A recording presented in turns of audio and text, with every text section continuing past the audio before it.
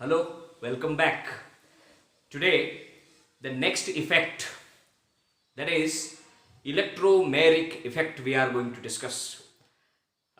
In the yesterday's lecture, we discussed the inductive effect and the types of inductive effect. तर types of inductive इफेक्टमध्ये plus I positive inductive effect आणि negative inductive इफेक्टची काही उदाहरणं आपण दिलेली आहेत. त्याचा जो ॲप्लिकेशन आहे म्हणजे हे जे इफेक्ट्स आहेत, इफेक्ट्स म्हणजे inductive effect and electromeric effect, ह्याचा उपयोग आपण कसं करतो, उपयोजन कसं करतो है ना, that is coming in the applications. Competitive पूर्ण कॉम्पिटेटिव्ह पार्ट आपण ते बघणार आहोत in the next lecture. But in today's lecture, the other effect, that is the electromeric effect. So how we define an electromeric effect? Do you know? Yes. The temporary transfer of pi electrons under the influence of attacking reagent. I will repeat once again. That definition मध्ये लक्षात यायला लागलं, it is a temporary effect. It is a temporary effect. The temporary transfer, see the temporary transfer of pi electrons under the influence of attacking reagent है ना. और CBSE मध्ये किंवा एनसीआरटीच्या टेक्स्टमध्ये असं म्हटलेलं आहे, under the demand of attacking reagent. म्हणजे ज्या वेळी अटॅक करणारा रिएजंट विचारेल, डिमांड करेल, मागेल, त्यावेळी तो इफेक्ट दिसणार. म्हणजे हा इफेक्ट कधीपर्यंत असणार आहे, जोपर्यंत अटॅकिंग रिएजंट आहे तोवर. बरोबर आहे. Let us take the example of electromeric effect. There are two types of electromeric effect. Just like inductive plus I आणि मायनस आय होतं, इथं देखील काय असणार आहे, यस, प्लस ई म्हणजे पॉझिटिव्ह इलेक्ट्रोमेरिक आणि minus E negative electromeric effect. ठीक आहे ना. Right. So before I go to the types of electromeric effect, I would discuss what is electromeric effect. हे बघा, C double bond R R. What is this? This is nothing but the general formula for ketones. C double bond O हा functional group आहे, हे दोन alkyl groups आहेत. Now you know that this C double bond O carbon आणि oxygen मध्ये मोर इलेक्ट्रोनिगेटिव्ह is oxygen है ना.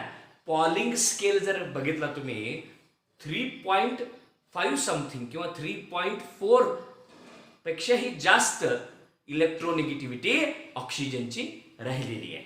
Right. There here this is a sigma bond. Single bond is sigma bond, दुसरा बॉन्ड आहे पाय बॉन्ड. असं P orbital overlapping असतं ना, pi bond, chemical bonding है ना. So here this is more electronegative, minus delta. इकडे electrons असं minus I effect, single bond मध्ये मायनस आय इफेक्ट है ना, plus delta. Now here no doubt this is polar. पण सर हे जे इलेक्ट्रोमेरिक इफेक्ट जे होणार आहे, it is going to occur not in single bonds but whenever pi bonds are, double और triple bonds are there, electromeric effect होणार आहे. म्हणजे ह्याचा थेट अर्थ असा झाला, जो आपण काल बघितला plus I minus I effect, inductive effect, it will occur in single bonds. आणि ज्यावेळी मल्टिपल बॉन्ड्स असतील त्यावेळी you can expect which effect, electromeric effect. So here what happens, you know, if suppose attacking reagent हा आहे H plus, acidic, acid आहे, proton आहे attacking reagent. मग काय होतं तुम्हाला मी सांगतो, अटॅकिंग रिएजंट जसा जवळ येईल तसं तसं इथले पाय इलेक्ट्रॉन्स मोर इलेक्ट्रोनिगेटिव्ह एलिमेंट कडे आले. बघा, मोर इलेक्ट्रोनिगेटिव्ह एलिमेंट कडे आल्यानंतर हे कंप्लीट मायनस झालं. So this is a complete transfer, but it is a temporary transfer. It is a temporary effect. हा H प्लस विड्रॉ केला तरी तो इफेक्ट गमावून बसणार. So I can use the complete transfer of pi electrons, the complete transfer of pi electrons under the influence of a attacking reagent, that is called as the electromeric effect. मग बघा पुन्हा एकदा C double bond minus delta plus delta हा polar आहे, सगळ्यांना माहित आहे. पण H प्लस आला हे इलेक्ट्रॉन इकडे गेले, and you will get, everybody gets C, आणि हे प्लस झालं, दिस विल बिकम पोलराइज्ड है ना. आणि मग here OH, this is minus again, this is plus again.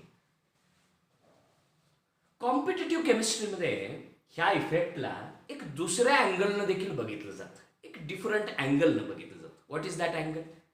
असं म्हणतात, पोलॅरिटी जी असते ना, पोलॅरिटी द्विटोकीय प्लस आणि मायनस है ना, कोव्हॅलंट बॉन्ड्स मधली पोलॅरिटी, इट इज इंड्युस्ड किंवा एनहान्स्ड. आणि काल आपण इंडक्टिव्ह इफेक्ट बघितलेला आहे.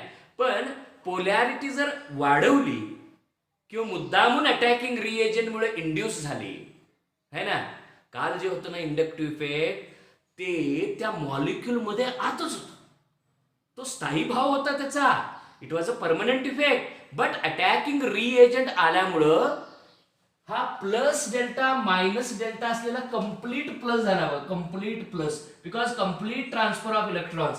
सो हे पोलॅरिटी इज एनहान्स्ड, वाढलेला आहे. जी आहे ती पोलॅरिटी वाढणे किंवा नसलेली पोलॅरिटी आणणे, that is called as the electromeric effect. थोडंफार जवळ आहे इंडक्टिव्हच्या, पण इंडक्टिव्ह मध्ये ऑलरेडी इलेक्ट्रोनिगेटिव्ह एलिमेंट त्यात असतो आणि that effect is present permanently. पण हा आहे ना, बाहेरून येणारा अटॅकिंग रिएजंटमुळे हा इफेक्ट होतो, that is called as the electromeric effect. So the temporary transfer of pi electrons under the influence of attacking reagent is called as inductive effect. Inductive नाही, electromeric effect.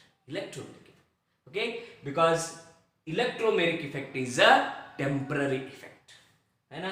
So ही polarity partial positive, partial निगेटिव्हचा पूर्ण positive झालेला आहे, त्याला म्हणायचं electromeric effect. कळालं? Yes. आता टाइप्स ऑफ इलेक्ट्रोमेरिक इफेक्ट आपण बघणार आहोत. What are the types of electromeric effect? Let us see what are the types of electromeric effect. First type is positive electromeric effect. Positive electromeric effect म्हणजे plus E. कसं ओळखायचं बघा, C double bond C, इकडे काही R R H H काही असो इथे है ना. Are you getting this? So here tell me whether C double bond C मध्ये पोलॅरिटी आहे का? दोन्हीही सेम आहेत, सेम ॲटम्स आहेत, पोलार असणारच नाही. मग पोलॅरिटी आता इथे इंड्यूस होईल ज्यावेळी अटॅकिंग रिएजंट काम करायला चालू करेल त्यावेळी. मग हे H प्लस हे अटॅकिंग रिएजंट ह्या ठिकाणी घेतलं. मगाशी तो सी डबल बॉन्ड होता, ऑलरेडी पार्शियल पोलॅरिटी होती, कंप्लीट पोलार, कंप्लीट चार्जेस येतात. ही तर पोलॅरिटी नाही आहे, मग पोलॅरिटी इंड्यूस होते का बघूया. Temporary transfer of pi electrons. हे बघा, हे इलेक्ट्रॉन बघा एकतर इकडे जातील किंवा इकडे जातील. हे पाय इलेक्ट्रॉन इकडे गेले आणि जिथे पाय इलेक्ट्रॉन गेले तिथे H प्लस, म्हणजे पाय इलेक्ट्रॉन्स जिथे ट्रान्सफर होतात तिथे अटॅकिंग रिएजंट आला, ते plus E. The moment of pi electrons is in the direction of the attacking reagent. Attacking reagent इथं येणार आहे किंवा इथं आला तर हे पाय इलेक्ट्रॉन्स इथे. म्हणजे अटॅकिंग रिएजंट जिथे जातो तिथे इलेक्ट्रॉन आले, जिथे अटॅकिंग रिएजंट तिथे इलेक्ट्रॉन, जिथे अटॅकिंग रिएजंट तिथे इलेक्ट्रॉन प्लस ई. पण जिथे अटॅकिंग रिएजंट तिथल्या अपोजिट साइडला इलेक्ट्रॉन मायनस ई. कळतं का? जिथे अटॅकिंग रिएजंट तिथे इलेक्ट्रॉन प्लस ई, जिथे अटॅकिंग रिएजंट त्याच्या उलट दिशेनं minus E. Okay, let us see now. हे दोन्ही इलेक्ट्रॉन घेतला, इंडक्टिव्ह इफेक्ट नो, इलेक्ट्रोमेरिक झाला. Here see this is complete transfer, म्हणजे इथं मायनस होय ना. मग हे दोन्ही इलेक्ट्रॉन्स ह्या एच प्लस न घेतले, इकडे एच प्लस आला, म्हणजे इथले इलेक्ट्रॉन्स इकडे गेले. दिस will be positive charge,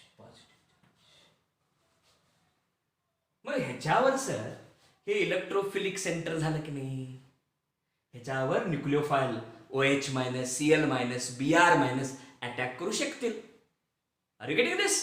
yes. So another effect that is minus E दाखवतो बघा, minus E. Again the same, C double bond C, असं असं असं, सेम सबस्ट्रेट मॉलिक्यूल घेतला, सेम मॉलिक्यूल घेतला, सेम मॉलिक्यूल घेतला, आणि अटॅकिंग रिएजंट मात्र मी Cn ठेवलं, Cn मायनस. कुठून आला हा Cn? HCl मधून Cn minus, Cn minus, Cn minus, cyanide ion. मग आता काय होतं सर बघा, हे इलेक्ट्रॉन्स इथे गेले, मायनस झाला बघा, सी बॉन्ड सी इथे मायनस, आणि सर दिस इज प्लस. मग हे ट्रान्सफर ऑफ इलेक्ट्रॉन्स इथे झालं, जिथे ट्रान्सफर ऑफ इलेक्ट्रॉन झाले तिथंच हा निगेटिव्ह चार्ज अटॅक करू शकत नाही, त्याच्या अपोजिट साइडला अटॅक करेल. म्हणजे जिथे अटॅकिंग रिएजंट अपोजिट साइडला, अटॅकिंग रिएजंट जिथे आहे तिथे इलेक्ट्रॉन गेले नाहीत. कुठे गेले? कुठे गेले? अपोजिट साइडला. That is minus E, minus E. मग हे काय होतं, here it will be, here it will be, here it will be Cn, इकडे Cn येणार, आणि इकडे हे निगेटिव्ह चार्ज. बघा तिथं पॉझिटिव्ह चार्ज येतो, that is a plus E effect. साधी भाषा, अटॅकिंग रिएजंट आत आल्यानंतर पॉझिटिव्ह सेंटर निर्माण झाला, plus E. Attacking reagent attack केल्यानंतर निगेटिव्ह सेंटर उभारला, त्याला म्हणायचं minus E. So electromeric effect and inductive effect आपण डिस्कस केलेला आहे, प्रिलिमिनरी पार्ट. ह्याचा ऍप्लिकेशन भाग मी तुम्हाला दाखवणार आहे. समजा एक केस अशी आहे, इकडून सर इंडक्टिव्ह इफेक्ट आहे आणि इकडून इलेक्ट्रोमेरिक इफेक्ट, असं अपोजिट डायरेक्शननं काम करतात. मग कोण सशक्त असेल, कोण स्ट्रॉंग असेल? Yes, electromeric effect will be stronger as compared to inductive effect. मग आजचा होमवर्क काय आहे ना, you have to distinguish between inductive and electromeric effect. Inductive effect and electromeric effect. Next we are coming with application part for NEET JEE. That is what? Applications. But with that will come resonance and hyperconjugation. Keep enjoying, keep learning chemistry. Thank you.